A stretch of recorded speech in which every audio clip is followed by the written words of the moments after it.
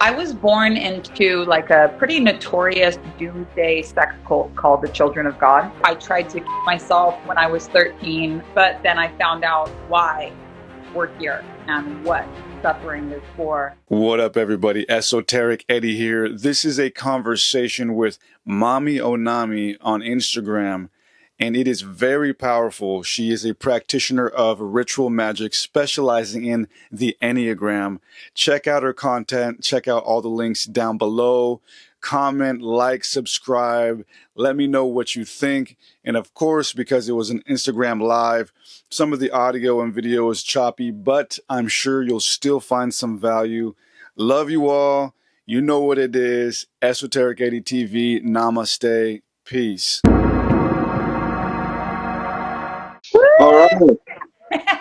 We figured it out. Yeah. Okay. I always have so many glitches on my podcast whenever I have a host. Like literally, it'll be totally fine when it's just me. And anytime I try and do even like the slightest collaboration with someone else, it goes so like the amount of glitches I hit. I'm like, is this a sign that I'm supposed to be in it by myself? But if you've never had like these glitches before on your end, I guarantee you that they're coming with me. Oh no, I definitely have, dude. Definitely have. You're not alone. But yeah, thank you. Welcome, Miss Mami Onami. Thank you so much for having me. Real quick to everybody listening, thank you to everybody checking this out now, or whoever's checking this out, post later on YouTube or whatever. We're gonna get deep into ritual magic and so much more. And real quick, I just want to explain to people how it is I came across you and why we're doing this. So I think I saw one of your reels on Instagram first, and you were explaining the Enneagram and stuff like that. And I was just fascinated, and I checked out your other content, and I was like, wow, she's got a lot of wisdom, a lot of information, and just a really cool personality too. So I was fascinated with all of that and definitely knew that we had to collab. But before we get deep, and I do have some notes here and stuff like that, but before we get deep, just go ahead and tell the people, who you are and what it is that you do. Cool. I do a lot of things, but since you brought up the Enneagram, I'll show you guys. I have it tattooed right here on my palm. And the first time I saw it, I was like, oh my God, this is the most beautiful thing that I've ever seen. When it comes to ritual magic, because that's what Eddie says we're talking about today, there's so many different paths of ritual magic. There's Solomonic magic, there's Wicca, there's all of these Egyptian magic, there's all these different things that you can do. And the Enneagram in particular is a way of looking at them all through the same lens and being like, no matter what the lineage is, they're all following these 10 steps. So let's just like focus on the 10 steps. And that is behind everything that I do. That's behind every workshop that I create. But, the bottom line is that I'm an esoteric teacher. I'm a mom of 2, and I've had a super crazy life, the type of life where people are like, why have you not killed yourself yet? and I'm like, oh, believe me, I tried. But then I found out why we're here and what suffering is for and why things had to go down the way that they went down, not just in my life, but in other people's lives. And so with a perspective like that, I've been able to create a career for myself, because when you know exactly, like in every situation, why things are happening the way that they're happening, and if it can or cannot be changed, that gives you a pretty good advantage in such a confusing and tumultuous ride that we all share together. So that's what I do. Awesome. And real quick before we get started, Instagram only lets me do about an hour, and so if we go over that hour and need to do part 2, is that going to be fine with you? Yeah, that's fine with me. Okay, because we can just end this and then jump right back in for part 2. So everybody be aware that does have to happen. Okay. I used to kind of turn into a pumpkin at 90 minutes. Like my words, I start sounding drunk, but it's just because I run out of words for the day. So, so if I disappear or like go blank at 90 minutes, that's my caveat to all y'all. No worries.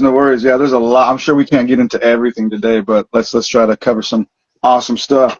All right, so I want to get started with just your general story. I know there's a lot of other things I want to get into, but let's just start with who you are as a person. And so before you found occultism or esotericism, what kind of person were you, and what led you to finding occultism and esotericism? Oh, thank you for asking. So I was born into like a pretty notorious doomsday sex cult called the Children of God. I was born into that, so that was the only world that I knew.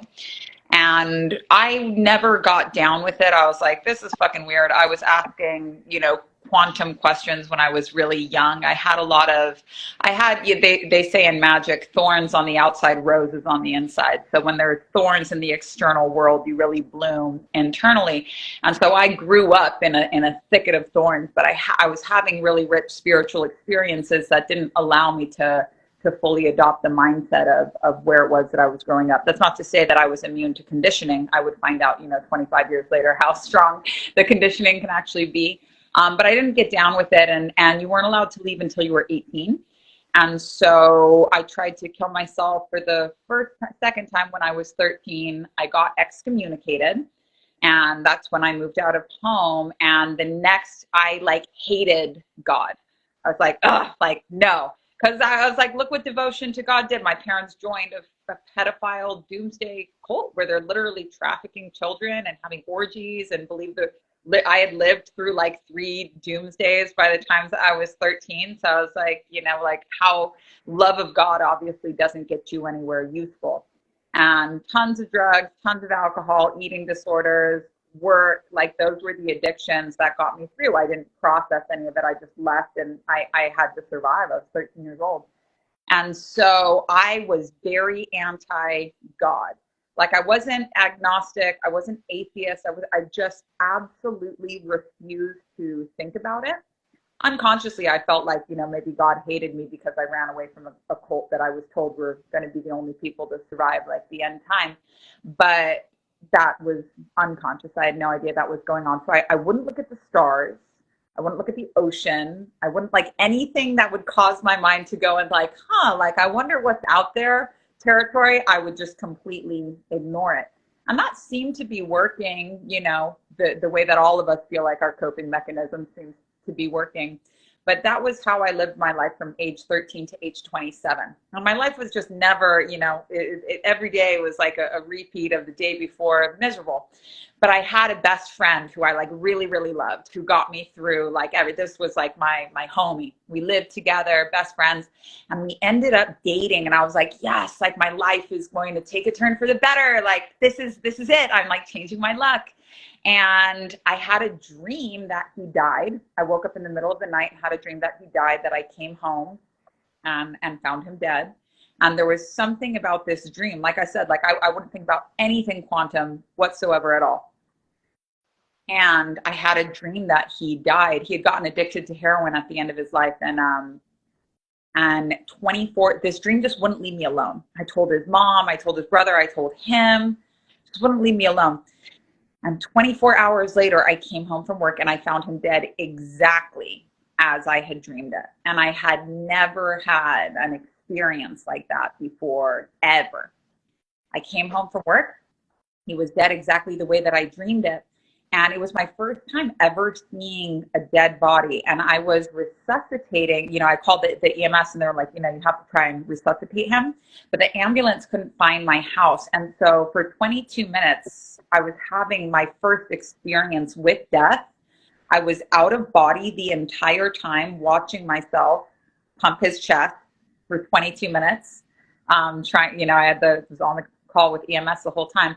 And during this time, it's like all of the back-ended spirituality that was coming for me, like came through at once. Like I understood what life was, what death was, why this had to happen. I understood that the body was hardware and that the spirit was software. But most importantly of everything, I was like, I don't know what I want, because this is the worst thing that's ever happened to me. And I can see that this is happening for my own good.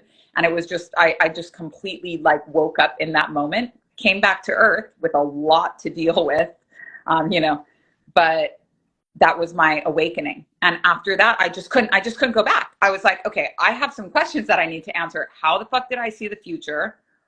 How is this person talking to me after they're dead? What does this mean? I don't know what I want. So I couldn't go back to work. I maxed out my credit cards, went on a one-way ticket to Thailand, and devoted my life to finding out like what is all this for? And so that's Yeah. right. Dang. What year was that? Or what year around was that? That was September 9th, 2015, baby. I'll remember that date for the rest of my life. I'll remember that day. Jeez. That was the date I went full time in spirituality. I tell people, I'm like, because a psychic had told me like 2 years, yeah, I'd gotten into yoga and stuff a little bit, but it wasn't really, I had an eating disorder for a really long time. So I started doing yoga to like white knuckle my way into not throwing up my food anymore. But I had gone to see a psychic and he was like, yeah, you can do this the easy way or the hard way. Like you have a destiny healing people. So you can either dump your boyfriend and do this the easy way, or you can do this the hard way. And I was like, dump boyfriend, you fucking quack. Like, no way, I don't have to do that. And then so I got the overnight job, like if you know you're supposed to do something and you don't want to do it because you're stubborn or you can't tell that you're not happy anymore and you think it's the best it's going to get for you, like I did, then you came here to do something. Every single person came to earth to do something. So if you like surrender to that and you do it, no matter how, like I would be mortified back then if my punk friends knew that I was into like occultism. Now I think it's cool, but back then it would be like my biggest nightmare to be like spiritual, it's like a punk. Yeah. But if you don't do what you came here to do, like you're not doing here what you came here to do, and your whole life is going to be hard. So if you get a nudge, like don't get an overnight job like I did. It's really not that fun. I've worked some graveyard shifts. It starts to mess with your circadian rhythm, your mind, and everything for sure. But I like what you just said about living a purpose, and I want to get to that later because that's actually something I'm exploring right now a lot, actually. But before we get deeper, actually, just for fun, you grew up where I'm from originally. So Yeah. I'm from North County, San Diego, and so you grew up here originally, right? Well, I lived there for a little bit. So when I left the cult, I moved to South Africa. And then I moved back to the States when I was around 15. And all of my older brothers went because they all left together. I have 10 brothers and sisters. But all of my older brothers left together, and they like took up a house in Vista, off of Vista, 930 Osborne, off of Vista Way. And they would have huge, huge, huge parties there. And my brothers were so great to me when I left the cult. They would take me because I was working in Encinitas. I worked at Swami's, and then I worked at Miracles in Cardiff. I always had really cool like restaurant jobs, but they would pick me up from Encinitas every single weekend and let me go out and party with them. And my older brother like sold a lot of mushrooms at the time, and so for about 6 or 7 months straight, I took mushrooms like every single weekend, and like I said, was having these really like big experiences, like life-changing experiences. And it was interesting because I went back there recently to see some old friends of mine at Booze Bros, as the brewery that they have. And Yeah. I went back and I was hanging out with some of my old friends from there, and people were telling me left and right, like, hey, like I had this experience with you on mushrooms where you said something to me that changed my life. And these were not things that I knew about whatsoever. I had like 3 or 4 people tell me the last time that I was in San Diego that I was doing basically like the same type of healing work I'm doing now. But back then, to be fair, I was on mushrooms then, and I'm not now. Kind of feel like I am though, because I worked the graveyard shift last night. But it was interesting to me. It was like a real full circle moment for me where I was like, wow, like maybe this really is what I've always, been meant to be doing. But I didn't live there for very long. I lived in California and San Diego from when I was like 15, and then to 17. I moved to New York when I was 17. I like San Diego, but I don't drive. And I'm like, I at the time, all of the girls, it was like surfer girls or like Ugg boots and frilly skirts, who were a lot richer than me.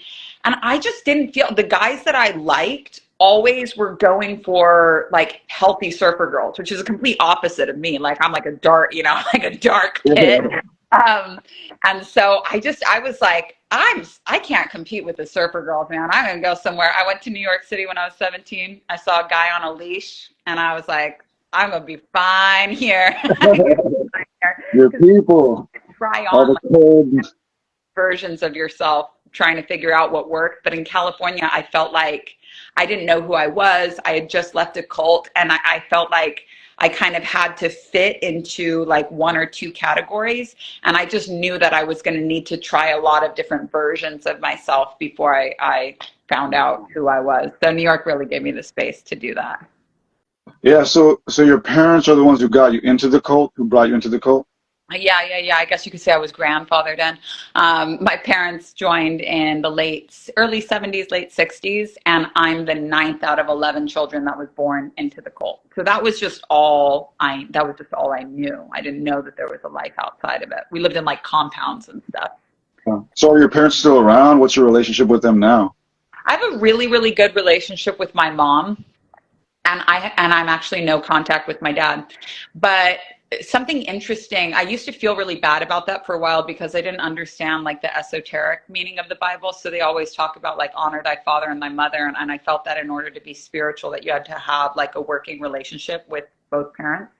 And I was really struggling with it because it seemed to make my dad really uncomfortable when I was around him, because I want to talk about real stuff. And my parents spent basically their entire lives in a cult, and then the cult dissolved around them. And now they're trying to integrate back into society, and something that they thought was going to be like their 401k and also headed in the right direction. Like as they spend more time outside of it and the dust settles, it's like, oh my God, I was in a pedophile doomsday cult. Like this is not good. People don't want to know about this. And so my mom and I spent a really long time being willing to hear each other's side of the story. Like she had to be willing to hear, like, I got really hurt as a result of these choices that you made. And I had to be able to listen and not just blame her for making the choices that she did, to get a real 360 view of what her life was and not just how her choices had impacted me.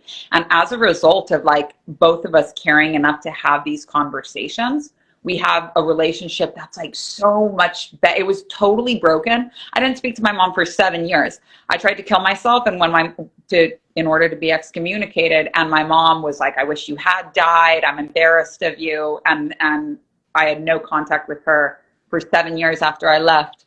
And so the odd cocaine-fueled phone call, I hate you, but I miss you in a situation. But now our relationship is super, super good. But my dad doesn't want to talk about the things from the past. And I'm learning the more that I'm on this path that like the most loving thing that you can do is not try to change somebody. So if I need my dad to change in order to have a relationship with me, like I need you to be okay to talk about these things. I need you to, be able to go deep with me or call me on my birthday or any of these things. Like that's not love. And so if I can shift something in myself that says like, you don't need to change anything about who you are or how you are for me to love you. And if that means that this is what our relationship is, like a non-hostile, no contact, where when I think about you, I send you love, but if that's just what the relationship is, now I'm at peace with it. And then after making that peace with it, I learned, where did I learn this? The Essene Gospel of Peace, which is like Jesus's direct teachings. When he talks about honoring the mother and the father, he means the heavenly father and the earthly mother, which is the heavenly father is basically like the world, the space, God, like God, the unknown and the unknowable, and the earth is where you live your life.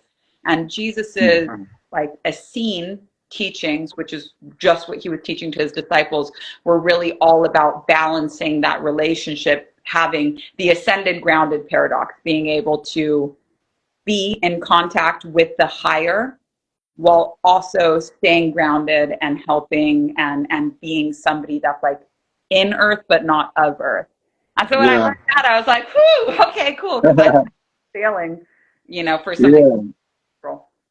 Yeah, I see that a lot in your work. That's what actually one of the things that I really like about you and your work is like you have all this occult knowledge, this esoteric knowledge, but you're still very just like human, like just here, down to earth, and not afraid to like just show that side of yourself.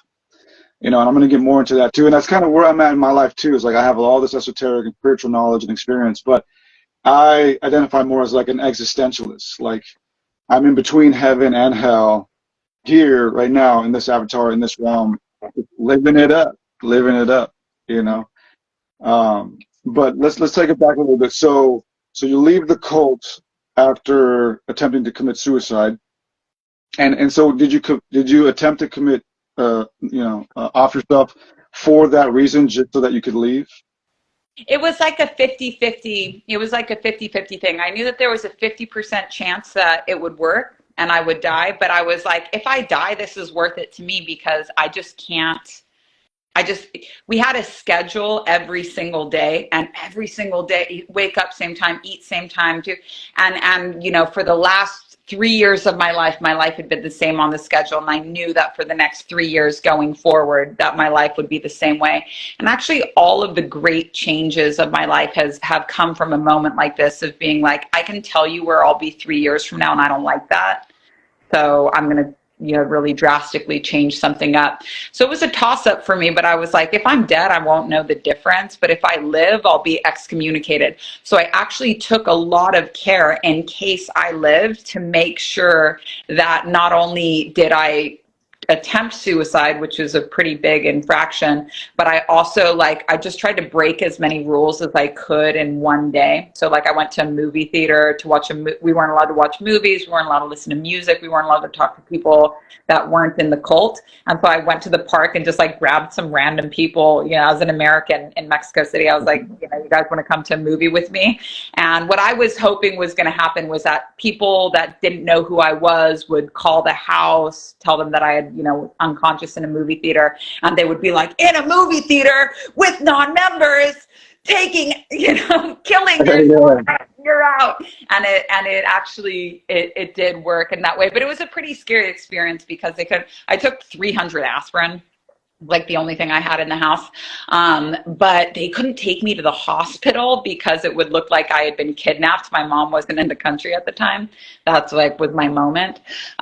So they just had to feed me milk for 3 days to try and get me to throw up, or encapsulate the poison. But I lost my hearing. I was in a lot of pain. It was very a very uncomfortable situation. But that's how, I was very hard on myself for a long time, maybe because I felt like I should have died, or that I should have given it a more valiant attempt. When things got hard, that was the first of 4 times that I tried to kill myself. I could not find, I'm sorry, it was the second. I tried when I was a kid, but it was the kid version. But now looking back on it, I actually just went back to Mexico City for the first time in 20 years. I was there in September. And it was actually being there again for the first time, and realizing that it's sad that a 13-year-old, that those were the options that I felt like I had as a 13-year-old, was live or die. But I knew I couldn't stay until I was 18. All of my friends were getting pregnant when they're 14, 15. I was like, I got to do something different. They say that when chicks hatch out of a egg, it's not because they're oh, this is my time to break free. It's because they get suffocated in the eggshell. And so they don't know, they can no longer breathe. There's not enough oxygen for them. And so they don't know what's on the outside of the eggshell, but they only have one option. They have a hard beak, and they have this wall, basically. And so that's where I found myself. And I'm happy, I was always happy to be able to get out, and I was proud of myself for leaving before I was 18. But looking back on it, I ran into a 13-year-old American girl that was there with her parents, and seeing her, such a baby. That's when I grew up. That's when I left my home. Seeing this little 13-year-old girl, I'm like, you're a fucking baby. I was a baby. So it was actually, going back to Mexico City was kind of sad for me, because I was like, oh. Wow, yeah, that's epic. So you get out of the cult, you go through these experiences with your ex, and then you go to Thailand. And so at what point did you start to really cultivate the person that you are today, Miss Mami Onami? Everyone just calls me Mommy. Everyone just calls me Mommy, but my kids actually call me Mami Onami, which is funny. I think they just like the way that it sounds. So my first, I had a whole there's 3 levels of spirituality, and what makes the way that I talk and the taste of my work different, it's second level, not third. So the first level is the exoteric, and everybody has to start there. All teachers in the exoteric get there by sharing their story. And as you grow as a teacher, you'll share your story over and over again, of course, but that's like your one teaching, and that's what it's meant to be. And in sharing your teaching, you learn like what was right for you and what was wrong for you, but you're not at the level yet to know that there really is no good and bad, period. You know, it's one thing to know it, but if you actually understood that there is no good and bad, then you would be talking at a higher level. There would be nothing that could disturb you, because you're just like, ultimately, I don't care what happens because it's great. So it's very different to know it versus to understand it. Like, I think Kanye West was a really good example of somebody that knows it but doesn't understand it, because he goes higher, creative, and then he's back into his holy war. So the exoteric is that first level of duality, good, bad, right, wrong. And the metaphor they usually use for this is like the outside of the temple. So anybody can go to a temple and be like, wow, sick temple. But they can't go in and meditate and be like a monk. They could see the monks meditating and be like, I can do something like that, you know, but it's not, they're not initiated. And so the second level of spiritual teachings, which is what I teach, is the mesoteric. And in the mesoteric, the teachings are dismissed and with poetry. And so the mesoteric, the symbol of that would be the inner temple, or the inner courtyard, where the monks live and they practice, and there's this whole world going on. And you can't just like order a robe off of Amazon and go into the temple and be like, oh yeah, I'm here now. Like, you have to be, and people have a really hard time with this. It's just because we live in the age of information, and it takes a lot of humility to go to a higher level, because you have to be a total beginner. That's when Jesus says, like, you have to be like little children. You have to it feels so good to be like at the top of your game as a spiritual teacher, but then to have to go back down to like baby level and be taught is hard. So you always have to be initiated to go from level 1 to level 2. And initiation's really, it's not as complicated as people think it is. Basically, you just need to find a living teacher that's at a higher level that can explain to you how these ancient teachings, how myth and parable applies to you in your life right now. Because you're at the level of needing story, and they're at the level of objective myth and parable. So they need to help you digest it, because that's just how it is. There's really no way around that. So that's the mesoteric realm. And then the holy of holies in the temple, where only the high priest can go, that's called the esoteric. And the esoteric, we use that a lot now, and that's totally fine, because it's a broader word for like occultism, so like esoteric studies. And I tell people I'm an esoteric teacher, but actually I'm a mesoteric teacher. But esoteric teachings are disseminated with symbol, and they are wordless teachings. So somebody that's at a level of an esoteric teacher, those like epic swamis that you hear about that like don't say anything to you. They just looking at I've got goosebumps because I know a lot of these teachers, but unfortunately I've never met a living one. But just looking at their face like does something to you. Or when they die, they leave behind a symbol, and just looking at the symbol can like awaken you. So if we were to use the Bible, which is like, the Bible has exoteric teachings, which is all of the chapters, people saying, this is my story of experiencing God. And then there's the mesoteric teachings in it, which are all of the parables that Jesus was sharing.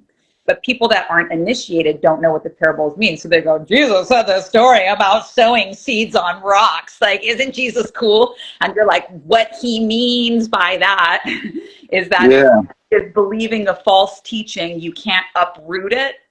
You have to let it grow alongside the real teachings until they can discern it from themselves. Otherwise, you're going to create schizophrenia in them by uprooting something too fast. Like, the parables unpack and unpack and unpack. So Jesus would say things like, ye that have ears to hear, let them hear. Because he's like, advanced teaching alert to my 12 followers. Like, I know only 12 of you guys are going to get this, but, I'm just going to drop it here anyways. And then at the most advanced level, the symbol of Jesus is the cross. And so many people have big experiences just from contemplating this symbol at all. So with all of the religions and the base, every single religion has a 3-level structure, has deeper teachings that you can go to.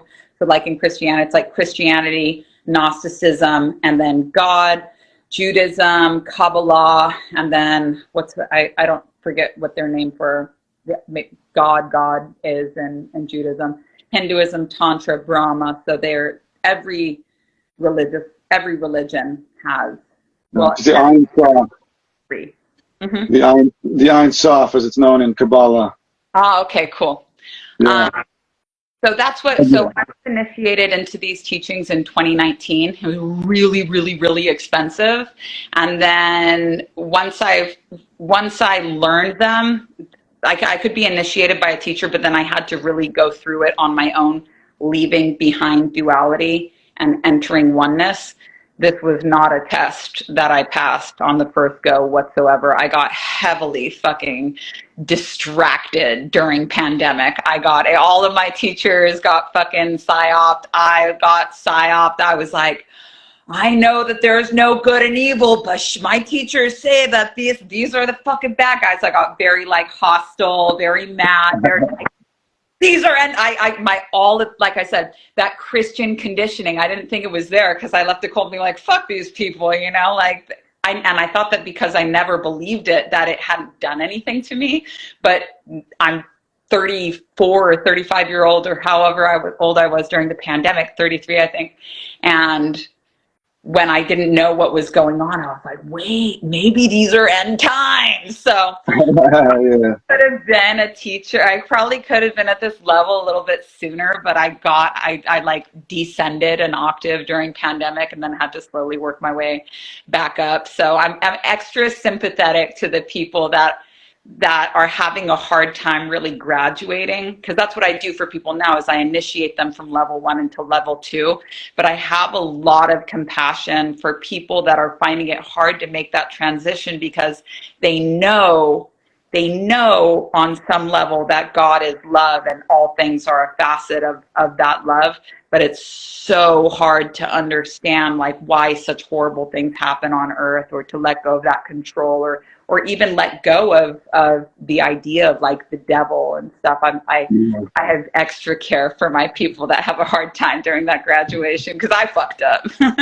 Yeah, no, I definitely agree. You said a lot that I want to touch on, and before we are going to get into the Enneagram after this, but I just want to touch on what you said right now. So I really like your message about nothing is bad. I've seen you speak about that through different reels. And that is something that I also believe in, and I don't push it on most people because obviously most people out here have extreme opinions and beliefs, but me personally, I walk a middle path, a neutral path, a tranquil path, and just like you, I understand that, you know, in the end, there's a love, there's a creative force that supersedes all of this, and whether you are worshiping the devil or you are worshiping God through its many various forms, you are ultimately worshiping the one force that exists. Mm-hmm. It's the same force, just fractured. Mm-hmm. And so that's really the secret. It's funny, I was talking to a friend the other day, and she was talking about celebrities worshiping Satan and stuff like that. And I kind of jokingly said to her, well, you know, the big secret about Satanists and celebrities and everything is that they're actually worshiping God. That's the big secret. You know, but it was kind of a little joke, and of course there's a lot more there. Sorry, what was that? It's hard for people to digest that. It's a hard thing. But everybody incarnated on Earth to incarnate in this dualistic mindset, so that you can have the joy of awakening. You know, you'll never know how good it feels to wake up if you can't compare it to a life that you spent asleep. But that conditioning, especially when world conditions make it feel like things aren't in your control, when the things in the seen world are out of control, people will go to the unseen world and cling to, instead of moving in towards the unknown, being like, I don't know what's going on in the seen world, and I don't know what's going on in the unseen world either, but I know that it's all going to be okay. What usually happens, and this is how a lot of cults start as well, is when things are out of control in the seen world, people will say, well, I know what's going on. let's cling to the rock of ages, baby. Like, this is what's going on in the unseen world. And it's always like a descent, because it feels better to cling to something old that you know than to like free fall into the unknown. But that's really schizophrenia. A good symbol of it is like clinging to a cliff with your hands and with your feet on another cliff behind you, so you're hanging in between the both of them. And this is what it feels like to know but not understand that like duality is not the truth of existence. But when you can't like let go of it, to know it is one thing, but to be able to actually let go of it is so scary, because you're like, it's everything about that level of consciousness, everything about that dualistic thinking is telling you, if you let go, the devil's going to grab you. And the truth is, like, if you let go, there is no devil. Can you handle that? But I just want to acknowledge that it's really like, especially for people that grew up with any level of religious conditioning. And everybody has some of it, but for people that grew up with like religious family, going to church and stuff like that, it's extra hard to dislodge from something like that. And to use Ye as an example again, like, it's really clear how much this holy war of his like sabotages his life. You know, it's like, God is love, but I hate that fucking guy. And it's like, no, like, let go. So hard. Yeah, no, I agree. I mean, a lot of my work, most of my work is deconstructing religion and politics and stuff like that. But yeah, so I got two questions for you as we transition into the Enneagram. So who was one of your first teachers that really started to put all of this in perspective for you? And how did that lead to your fascination and work with the Enneagram? Oh yeah, easy question. And I wish this for everyone in their life. So I teach, I'd say 75% of what I teach is a lineage called the Fourth Way, which comes from a teacher named Gurdjieff. And I had heard of him. I had like kind of gotten into Osho, and Osho was talking about Gurdjieff and stuff a lot. But the only thing is that every time I would try to read it, and this is when you know you need to be initiated. Like, I'll probably get somebody to initiate me into Kabbalah when I'm ready to do it, because it's like when you try and get close to it, it kind of pulls a little bit further away from you. You know you want it, but like it's all written in code, the same way that parables of Jesus are in code to people that aren't initiated. So I finally bit the bullet, and I found myself a Fourth Way teacher. And I've always invested in my spiritual practice. Like when my fiance died, I was in debt $5,000, but I still took $60 and went and paid my psychic to be like, help me figure out what's going on here. And he was actually a Fourth Way teacher, but I wasn't ready for it yet. So it wasn't made available to me. You have to be ready. When the teacher is ready, the student appears, and vice versa.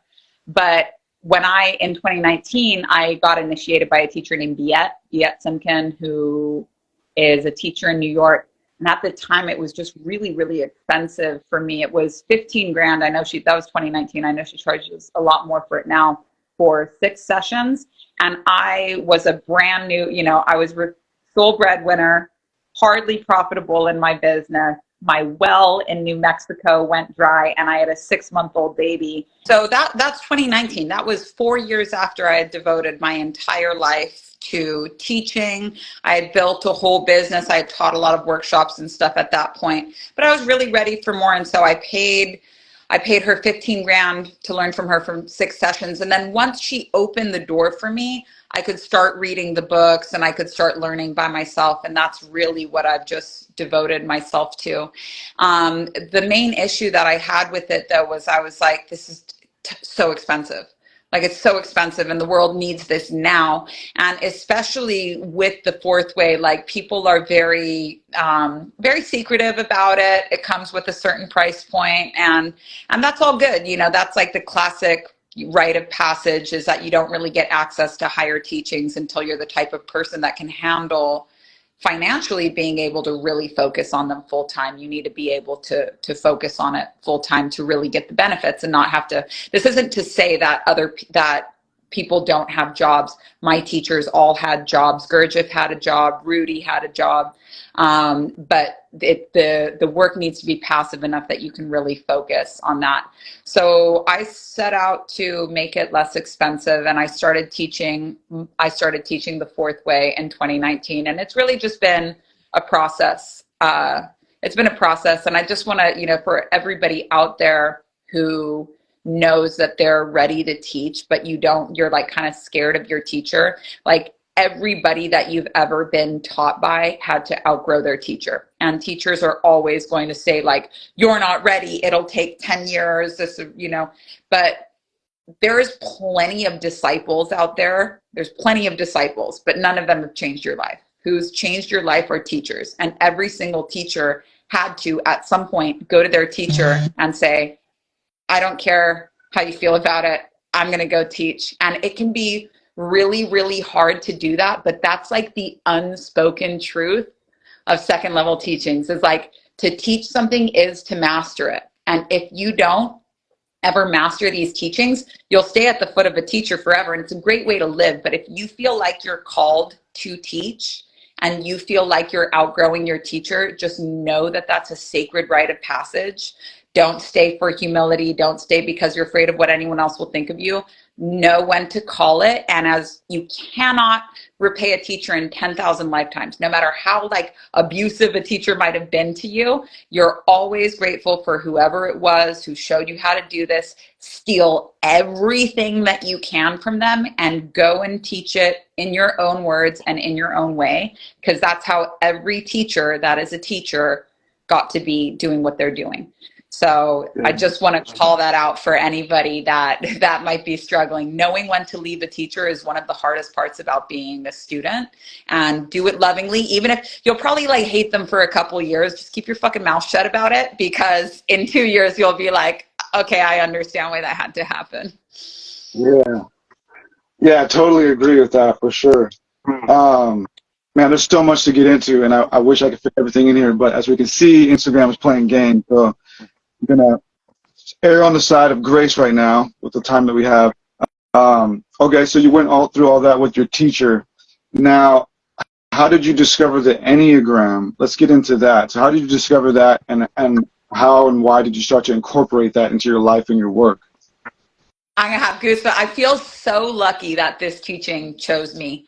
Like, I feel so lucky that this teaching chose me. So the Enneagram was popularized by Gurdjieff, and if you were to read about it nowadays, you would really only be able to find out about it through derivatives of the fourth way. The unfortunate thing is that the offshoot of it, the Enneagram of personality, like overtook the whole thing. And to say that the whole Enneagram is a personality test would be like calling a pentagram like a metal symbol, and it's like, no, like it doesn't mean metal, like it means like protection, like it's so many things. Symbols are the highest level of teaching, and they unpack and unpack and unpack. So my first teacher that I told you 2 years before my fiance died, telling me you can do this the easy way or the hard way, he gave me his card, and his card had an Enneagram on it. And it would take me 5 years to even know what this symbol was called, because how do you even look something like that up? Like, what is this 9-pointed thing? But I was just enchanted by its beauty. So when years later I came across the fourth way, and they started talking about the Enneagram, and in the fourth way you only get things bit by bit. They're never like, okay, we're going to do a deep dive on the Enneagram. Like it's not like that in the fourth way. You have to earn like every single piece of it. And a little bit here from this teacher, a little bit here from that teacher. And the thing about the fourth way is that like everybody picks up something different from it. So like, for example, the teacher that I worked with, she was into the Enneagram, but not like not obsessed. She was into other, she was into the more psychological aspect of things. A lot of the people that teach fourth way, and a lot of the Gurdjieff groups are really focused on the movements, which is kind of the same principles as Kundalini yoga or even sex magic at the highest level. When you act out a law of the universe, you get that law lifted from you. And then when you live under less laws, you have more freedom and you can do things that look like miracles consistently. But a lot of the groups really focus on the movements and hardly anyone focused on the Enneagram. So I just doubled and tripled down on it, because when I learned that the Enneagram, when you first hear about it, you're like, oh, that doesn't really seem that cool. But basically there's no such thing as like manifesting or like getting lucky with stuff. Every magical ritual, every event that you want to do, whether you're, raising a bird from the dead, writing a book, cleaning a house, buying a house, going to your next wealth level, like one a lot of people come to me with is like embodying their higher self. Every single event has 10 steps that need to be completed for it to go from an idea to realized. So every manifestation, every project, every event, from the microcosm to the macrocosm, all the way through space, on other planets, like every single creation takes 10 steps to go from idea to realized or manifested. And when you know what these 10 steps are, you can accomplish anything, like literally anything. And what I personally love it for so much is when there's big complicated ideas, for example, sex magic, where so many people are like, oh, try this. And there's a lot of hostility between the schools on like what is and what isn't sex magic. And they're very like, one school will say, if you come, that's it, like you're done. And the other school is like, come as much as you want. But they're each threatening you with like chaos if you do it. And I'll explain to this person why 10. But to be able to take a complicated concept and say, okay, it's just 10 steps, and to look at all these different rituals and see like, because if you don't know the steps for a ritual, you're probably doing a lot of stuff that isn't necessary. Like I use this analogy, but like if you thought that a touchdown was scored because the touchdown dance is like a prayer to the touchdown gods, then anytime you didn't score a touchdown, you'd be like, oh, I just got to focus on the dance perfectly. And it doesn't actually have anything to do with the dance. You've just been told that that's a part of the ritual. And ritual magic, especially Solomonic magic and sex magic, is so much pageantry and so much stuff. And all of these things serve a purpose, but are they essential to creation? The Enneagram says this is what's essential to creation. So the reason why, to answer this person's question, the reason why it's 10 steps, first of all, why it's 10 steps and not 9, because Ennea means 9, but this, you count the number 0 and you count the number 9, or the note do. You count it at the beginning, do, re, mi, fa, sol, la, si, and then again at the end, do. So that's why it's 10 steps. Now, where these 10 steps come from, 3 of them are the law of 3, which says that for anything to be created, it needs an active, passive, and neutralizing force. So that's the first 3 that you get, and that represents the triangle in the Enneagram, or like what Tesla talked about with the 369, or energy, frequency, vibration. There's a lot of sperm, egg, womb, like there, you can find this in any and all creations, from the microcosm to the macrocosm. It exists all the way up to the top. The reason why I want to specify it exists all the way up to the top is because on different planets and in different worlds, they have different laws. Some of them are the same as here on Earth. Some of them are not. This is one that goes all the way to the top. The other 7 that you get is what's called the law of octaves. And the law of octaves says that nothing ever goes from A to B in a straight line. There's no straight lines in nature. And what this means, like, you might hear this, but I'm just going to say a prayer that like this seed lands on fertile soil and starts to grow in you, because just understanding this could change your whole experience of life. Life doesn't travel a straight line, and it is law that at 2 points in every creation in higher schools are measured in octaves. 2 times in every single creation, you're going to fall off track. You're going to fall off track. You know how I said, like, I fell off track during pandemic?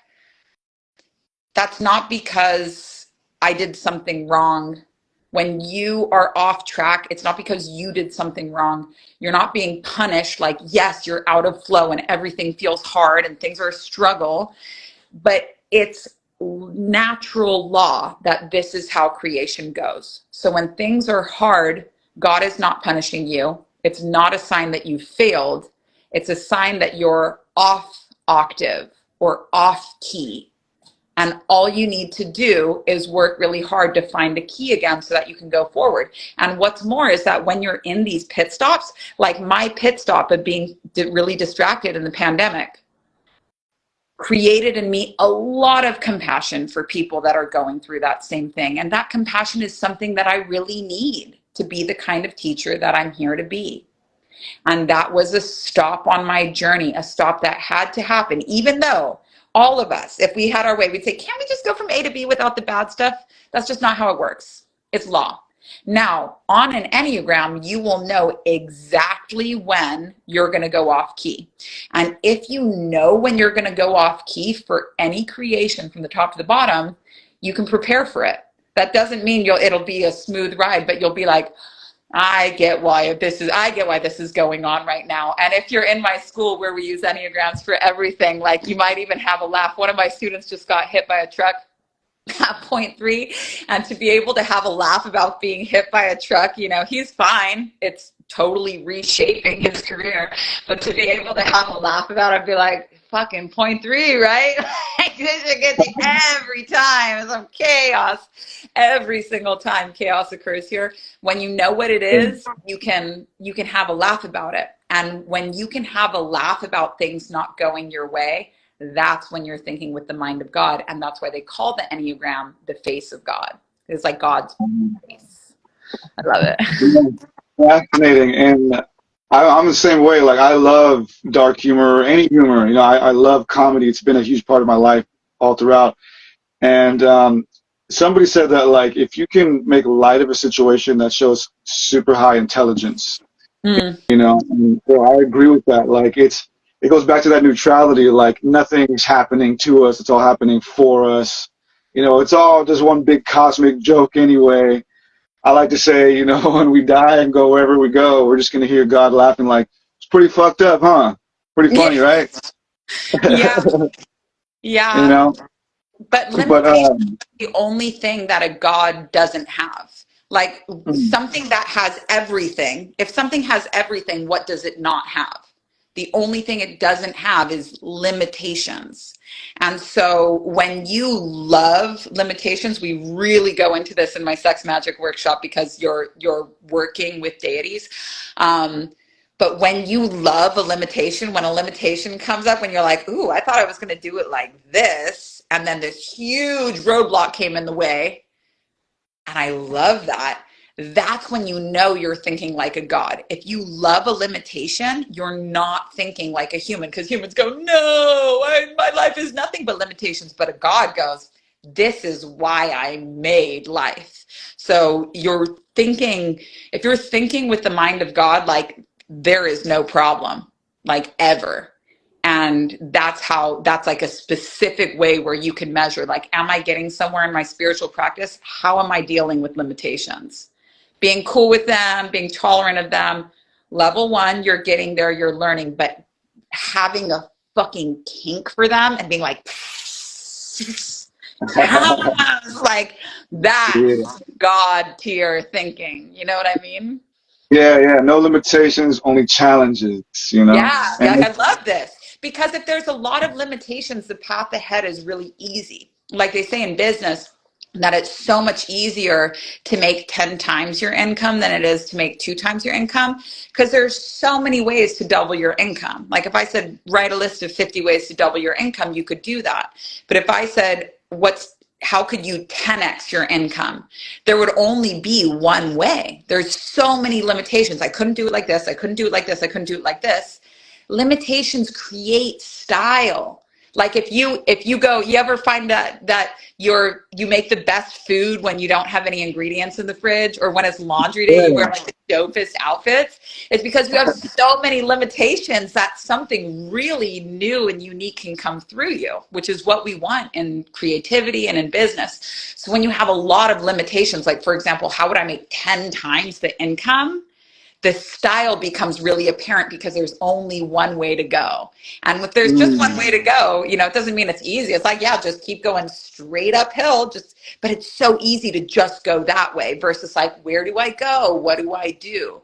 So I love, and limitations always come up at point 4 of the Enneagram. The Enneagram also teaches you how to travel in time, or to use both functions of time, which is something that I'm like super adamant about with teaching. I'm like, fourth dimension, you guys, fuck the fifth dimension, fourth dimension. Like that's where the real power is at. But limitations always come up at point 4 of the Enneagram. And it's my favorite part of every workshop because like people come to me with the craziest stuff and I'm like, this is great. Like this is so easy to spot the solution here, like when it's not happening to you.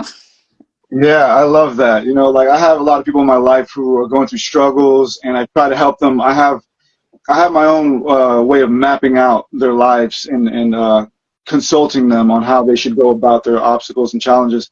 And I love it. I love when I have challenges in my life because those challenges have made me who I am today. And I've gone from the abyss, from the bottom to the proverbial top, and like you're saying, you can't enjoy the wakefulness without the asleep, and it's the same. You can't enjoy the abundance without the lack, but it's always like, it's a dance, it's what's the word, like a toroidal field, Yeah, it's a yin right? yang.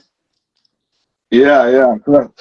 I love that teaching, man, because I got a lot of people in my life right now who are struggling, and I try to get them to understand, like, it's okay, like, and it's funny too because a lot of the struggles that we have are mostly mental, because a lot of people are like, oh man, I don't have this money, I don't have this job, I don't have all these things, but it's like you're still alive though, and you're still here, and all these things you're wishing you had are just illusions anyway.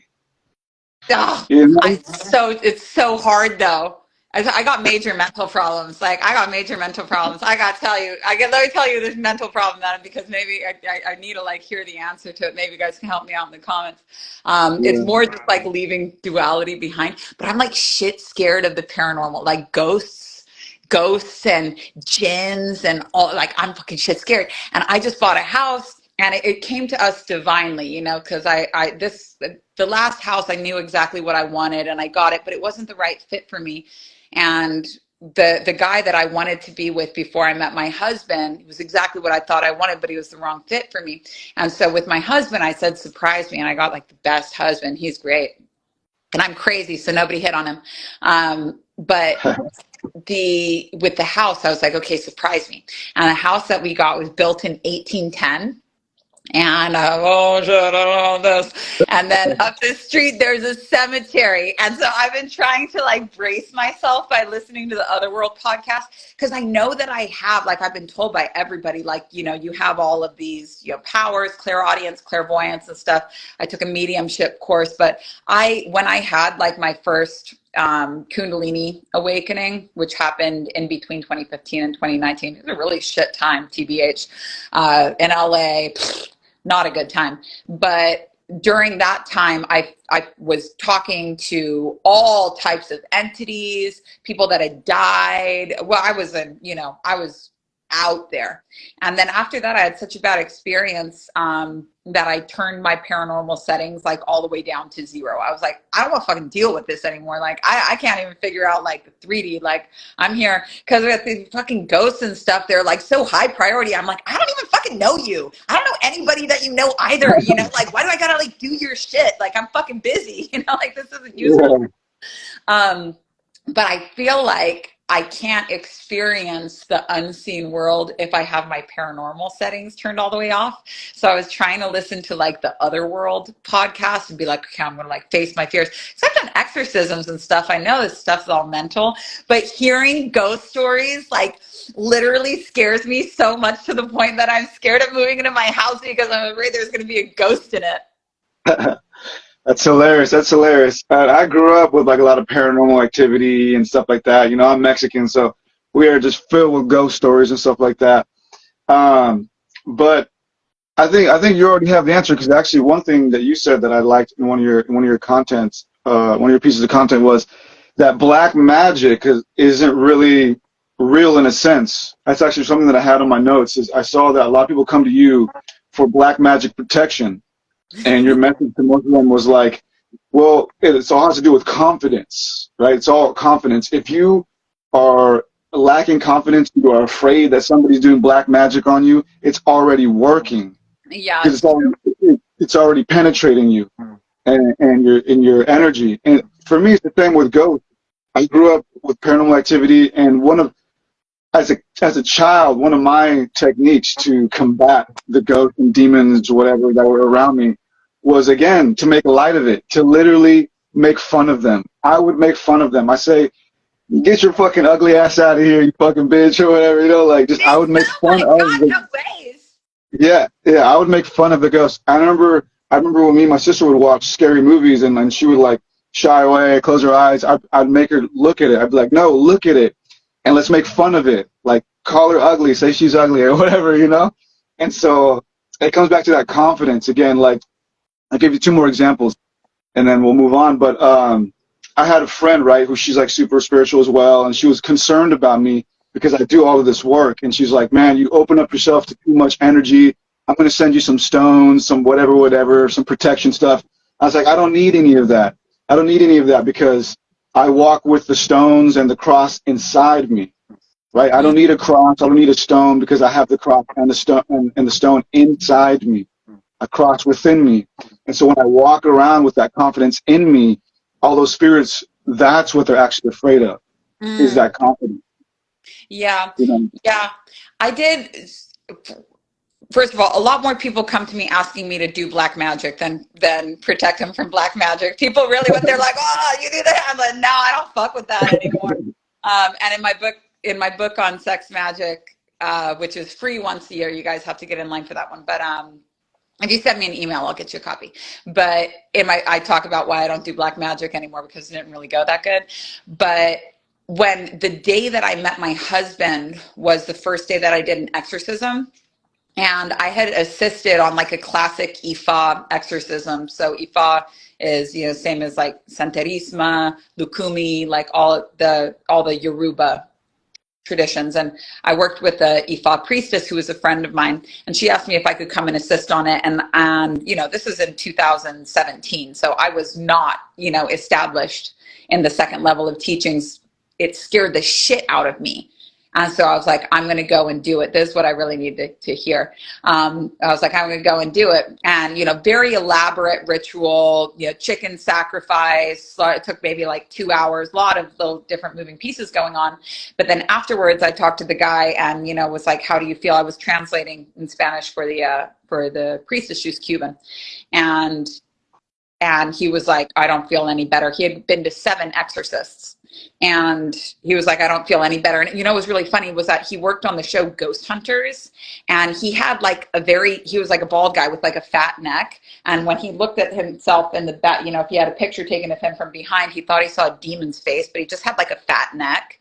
But he thought he had a demon face, like, coming out of his neck. Big problem. And, Yeah. and, and I knew, like, when I was like, this is a mental problem. I knew in the moment, like exactly what this is, why it was going this way. And so I was like, I told him, I said, "If you're still having this problem, you can come and see me and we'll handle this." But the day that I met him, I was like, all I need to do to be ready for this exorcism, I know I can handle it. I don't need to burn fucking sage or anything like that. All I need to do is just meditate beforehand. And that was like my whole plan. He was going to come over to my house at 10. I went swimming early that morning and met my husband that morning. And I was so busy fucking hitting on him that I ended up getting home with just enough time, right before not enough time to meditate. And that was such a good lesson for me. And the whole exorcism took like 2 minutes. It was like, what's stronger, God or the devil? And he's like, "God." Then what's the problem? Like, what could possibly be the problem? That was it. And Wow. that is, and I have goosebumps because even if there is like this other world podcast, it'd be scaring me, you know, like it's fucking scary to me. But Yeah. the all paranormal activity, all ghosts, all jinns, all demons, all anything at any level is only coming from one source. All of it is an expression of the divine. The divine has three faces. Sometimes it's creating, like Brahma. Sometimes it's destroying, like Shiva. And sometimes it's neutralizing, like sweet baby Vishnu. I can handle all the faces of God. There's not a side of God that I'm going to be like, you must be the devil. I can't handle this. Like, I can handle this. And you know what? I'm going to make you this commitment right now. I'm not even going to sage my house when I move in. What? And I moved my house. Dang, all the spiritual people coming after you on that one. No, I'm not fucking. All the spiritual hosts are gonna be like, what the heck? But you know what? So many, when I teach about black magic at all, like I always get so much hate from people, but I don't have like receptivity to that. Magic is super simple. There's according to your faith, be it unto you. That's white magic, part of the path. There's according to your fear, be it unto you, black magic, and that's the path. And when you're listening to scary stories, it can start to kind of rattle up that soil in your mind and says, hey, we could plant a fear-based thought in there and it would grow. The same way in fertile soil, you could plant a faith-based thought and that would grow as well. But then there's red magic, which brings all of them together, and that's surrender. And it's like, you guys can play just like in Twin Peaks, you can play in the White Lodge, you can play in the Black Lodge, but everyone's got to meet up in the red room. Nothing gets done on earth that doesn't pass God's desk. No magic is ever done on one path only. White magic is not enough. Black magic is not enough. You need all of them together, black, white, and red, because nothing is ever done on earth that isn't sanctioned by God. God's cool with it, all of it. It's just that when you're stuck in duality, when you get something you want, you say, this is God. Well, it's very robotic. When you get something you don't want, you go like, oh, that's the devil. I can't believe the fucking devil again. And it's such a shitty world to be in, because it's like, this is not a war. Like, Jesus versus the devil, like that's mano a mano. Like, Jesus lost the last one, rematch is coming, but God versus the devil, like God created the fucking devil, like there's no game there. So I'm very stoked that we had this conversation. I can't wait to go downstairs and tell my husband. I'm not even going to stage the house, because we were listening to Other World podcast the other night. It was one about a jinn, and I experienced a jinn when I was in Sedona, and after that I turned my paranormal settings all the way down. But I was like, I'm fucking saging the house. And he's like, my husband loves the paranormal. He's like, cedar, like let the good ones stay in the back. I said, no, sage, everything's gotta go. Like, but I'm gonna tell him I'm not even gonna sage this fucking house. Bring it on, baby. Yeah. You are the sage. You better. Actually, that is my official spiritual title. That's my official. Yes, a sage is somebody. So there's like three main titles that you get when you are on the spiritual path, devoted to it, and are going to initiate. So the first one is a saint, and a saint is usually somebody that stays on one trajectory, for example, like Catholicism or something like that. But if somebody goes through a lot of internal and external suffering, so like I said, like thorns on the outside, but the ability to also create thorns on the inside, to really put yourself through things and not just take the easy way out. Somebody that's had a higher gradation of suffering gets the title of saint. So they're changed in their being, they're devoted to one path, and they become a saint. Somebody who has not gone through a high external gradation of suffering, but has awakened by all manner of objective means. So let's just say like a King Solomon character, didn't have a difficult childhood, but was very, very passionate about learning. And so just studied every possible magic, every possible lineage, was completely devoted to it. They get the title of learned, or learned, which is the traditional pronunciation of it. Somebody who has, so those are the two, the learned and the saint. The sage is the combination of the both. So somebody that had a higher than average gradation of suffering, and then awakened by all manner of objective means. So like the saint path, but they didn't stick to one lineage. They had all of the suffering, and then they said, I'm going to study every lineage. I'm going to awaken like the Hindus. I'm going to awaken like the Buddhists. I'm going to awaken like the Christians. I'm going to awaken like all of them. When you have those two things, you get the title of sage. So I received that at my last graduation. And so when you say I am the sage, like I'm going to fucking claim that in my house, for fuck's sake. I'm so happy we had this conversation. Yeah, girl. Yo, I don't stage my house, man. Only thing that I do is I just cook up some buttermilk pancakes, let that smoke and aroma go around the house, and all the demons are chill. I love that. I got to tell my husband, things don't smoke when I cook them, but you know. Yeah, I'm not too great at it, but I like it crispy. But yeah, there's so much we can get into, and we might have to do part two. Though in wrapping, I'm going to ask you one more question, and then I'll open it up to you to say anything else you want to the people. And before we close it up, just thank you to everybody that's been rocking with us, and thank you to everybody who's watching and listening post this live. And obviously, thank you, Mami, for being here with us. My final question to you, going back to what you said in the beginning, you know, we all are here, and we agree to be here for our purpose. And that's something that I'm really diving into right now. Like, what is the purpose? Who gave us that purpose? So I want to ask you, you know, what is our individual purposes? What is our collective purposes? And who do you think gave us this purpose? So I'm going to give you the exact answer as it applies to the macrocosm and all of humanity. And then I'm going to bring it way granular and give you a one-word answer of how that would apply to the human. So in the fourth way lineage, which is many different lineages out there, but the fourth way is the one that I like the best. It doesn't mean it's the best. It's just one can only be so lucky in their life as to find their lineage. So the function of humanity, the purpose of humanity is to translate influences from the planet and to send it to the moon. Basically, our little slice of creation, everything is trying to climb the ladder to get closer to God. So Earth wants to be a sun one day. The moon wants to be an earth one day, et cetera, et cetera. Everything wants to climb a ladder and return to its God state. So this is true of evolution. This is true of space, but everything is trying to climb somewhere. And so the function of humanity from this fourth wave perspective, and you'll see different, you know, sometimes you'll hear this in a myth story, for example, like Enki, the Sumerian fish god, and humanity as slaves and stuff like that. In the mesoteric teachings, you know, depending on where you're getting it from, they'll tell you the same story of like humanity, you know, used to be like a slave ship until the gods basically took pity on us, gave us consciousness, and was like, if you work really hard, you can get out of these slave-like conditions.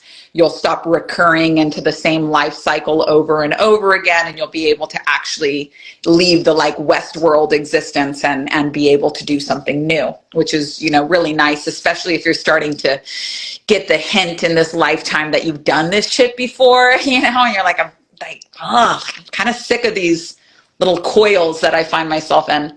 But the function of humanity was to translate planetary influences and to send them to the moon as like energetic forces. Now, it's not just humanity, but it's part of something called organic life on Earth. And organic life on Earth has about a 3.5 million year lifespan until it resets. And we have about 600,000 more years until it's set to reset again. So if anyone's like panicking, you know, you got 600,000 years to continue wondering what the fuck is going on here. So that's fine. But organic life on Earth, it's basically like a filter. So the purpose of humanity is to do that. And that's one of the reasons like we have wars and things that make no sense, is like little things happen out in the universe and create very big things for us here. Now, one day, all of these energetic, you know, things, the same way solar flares happen and we interpret that, we're sending our own flares off to the moon, and one day that will be an Earth, and one day Earth will be the sun. So that's the macro side of it from the fourth way tradition. one of the hardest things to accept about something like this is that you are not currently awake, and that you have to work really, really, really hard to wake up, and then you have to work to stay awake. It's a lifestyle. You know, basically, you can never break out of prison if you don't know you're in prison. And every spiritual level, if you don't know how to humble yourself and go to the next one, will eventually become a prison. That's the only gatekeeping in spirituality, is your own ego and being like, I'm there, you know, like you have to know when you've read everything that is to be read of that level, and know that there's a higher level, and really pray and ask for teachers to come and find you so that you can go to a higher level. To bring it granular, so what does this mean for you? You know, if you're part of organic life on earth, and like, what's your purpose? Your purpose is to enjoy it. Having a human body and all of these limitations and all of these experiences, the devastating heartbreak of a breakup that you might not even really remember 2 or 3 years later, that heartbreak, or like the taste of a lychee, or sex, or sweaters that you love the feel of, all of these, the 5 senses are a unique experience that only humans have.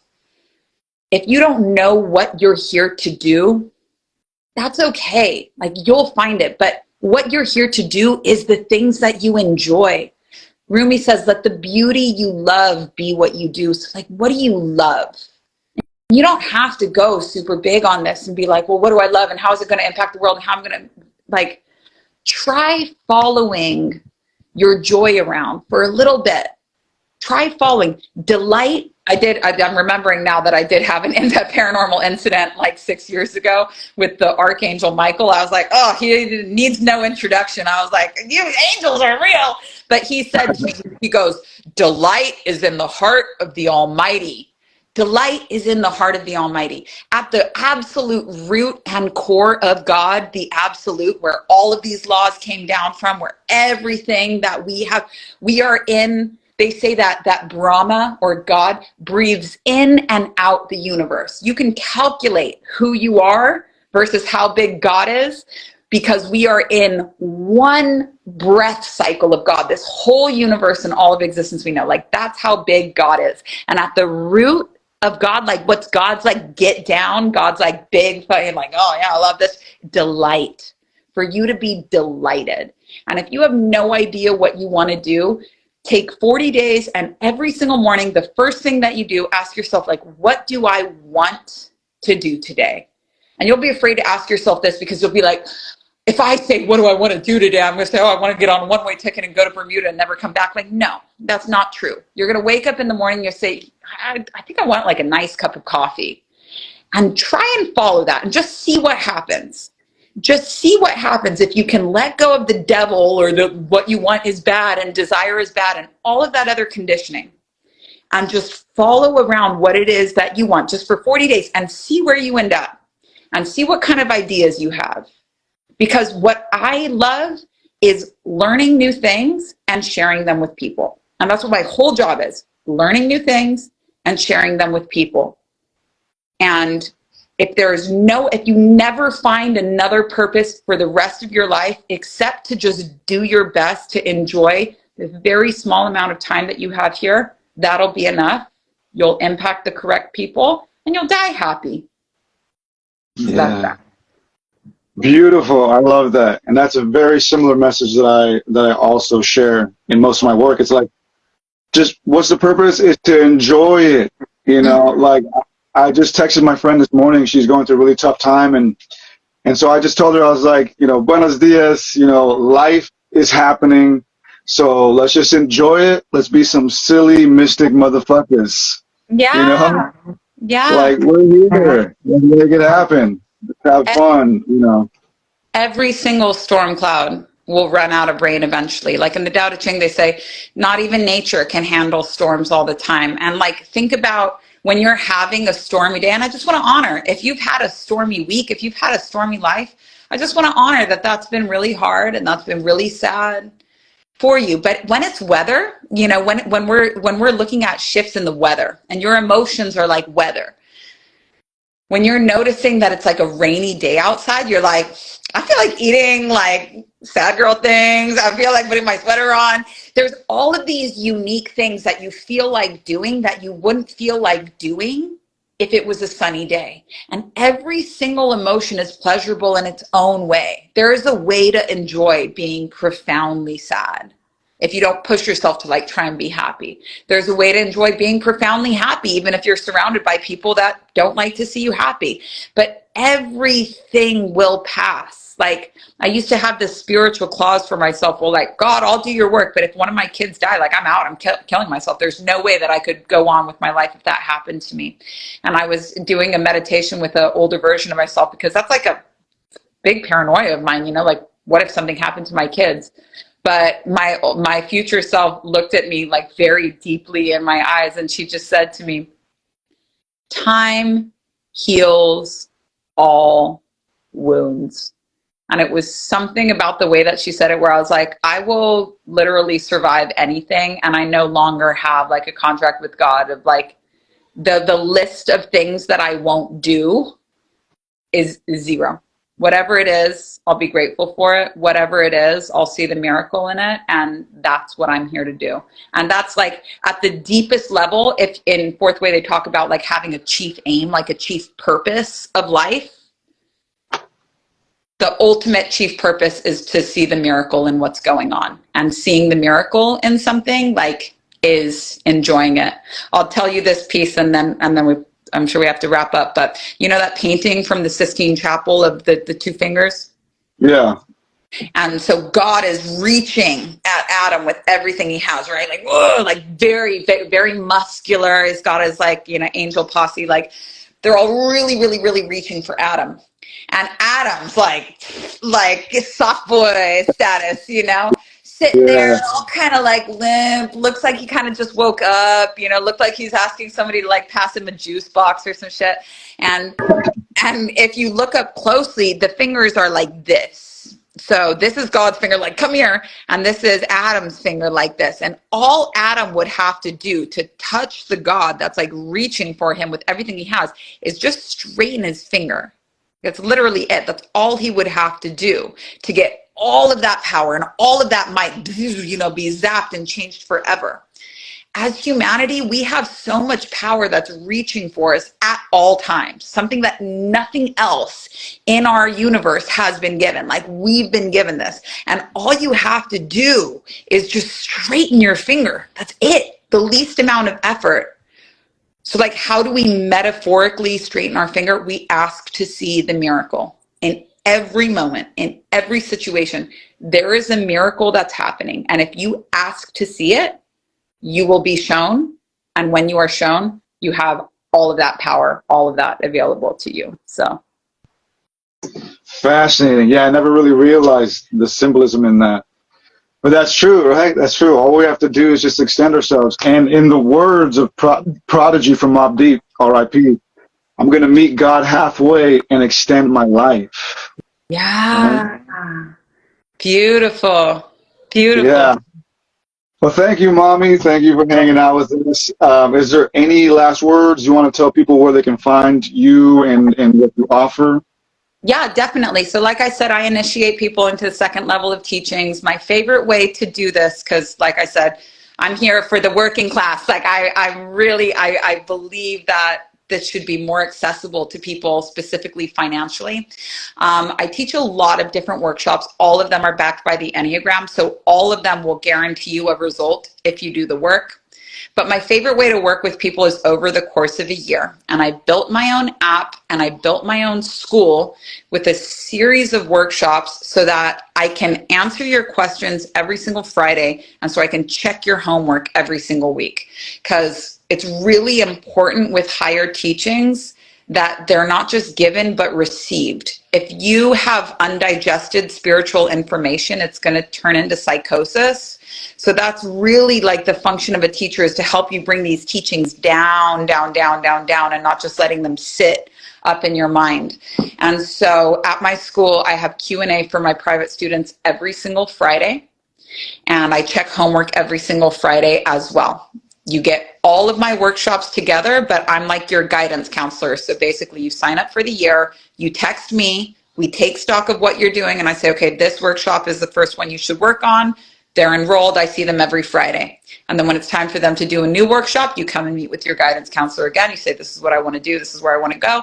And we do the whole thing over again. Now, I only let people in on an annual basis. Like, I'm putting a big commitment in you, and you're putting a big commitment in me. And I need somebody that's just prepared to put their head down and do the work for a year. But if this sounds like you, it's $2,000 for the year. And January 1st is a really, really good time to start. We all start with the money workshop together. It'll really change. Faith without works is Delulu, baby. You don't want to be one of those spiritual Delulu people. You want to have, you know, your earth element, and you want to secure that financial level of good householder so you can get higher teachings. I have all kinds of information that on my Instagram, on my YouTube. But if you're like, I want to work with you for a year, then please go to my website, mamionami.com, go to the tab that says Safe House, and read about what school would be for you, because I am literally one text message away from the other side of that. But that's like the only way that we can really work together like that. I do one-on-one, but I try to, that's $15,000 for 2 sessions. So take the other option. So that's what I'd love to share with you guys. Thank you. Awesome. Awesome. Well, you heard it, everybody. Go check out her work. Go learn from her. This was powerful. Thank you again, Mommy. Thank you, everybody. This has been Esoteric Eddie TV. Thank you. Namaste. Love everybody. Thank you so much. Thank you for fixing my house. You're welcome. Yeah, just sage it with some buttermilk pancakes. You'll be all right.